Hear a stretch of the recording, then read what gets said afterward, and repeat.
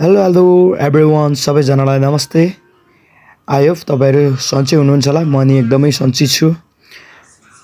अनि मेरो युट्युब च्यानलमा तपाईहरुलाई धेरै धेरै स्वागत छ। अनि मैले चाहिँ आज धेरै पछि यात्रा गर्दैछु अनि यात्राको भिडियो पनि गर्दैछु, नत्र भए मैले लामो समय भयो भिडियोहरु नबनाएको। अनि यो चाहिँ काभ्रे जिल्लाको भकुण्डे बेसी अलिकति तल पर्छ अनि रौसी खोलाले बाटो बगाएको छ भन्ने सुन्नुमा आएको छ हिजोको वर्षाको कारणले गर्दा। अनि बाटो बन्द छ भन्ने पनि हल्ला चलिरहेको छ। त्यो पनि यतिसम्म खुल्यो होला, सायद 12 बजिसकेको छ। त्यसकारणले गर्दाखेरि बाटो खुल्ने सम्भावना धेरै छ भन्ने आशा राखेर म यात्रा गर्दैछु। यो यात्रा गर्नै पर्ने भएको कारणले गर्दा बाटो त यहाँसम्म त बिग्रेको भए पनि कहीँ बन्द त रहेन रहेछ। तलतिर के छ अवस्था देखाउने छु तपाईहरुलाई म।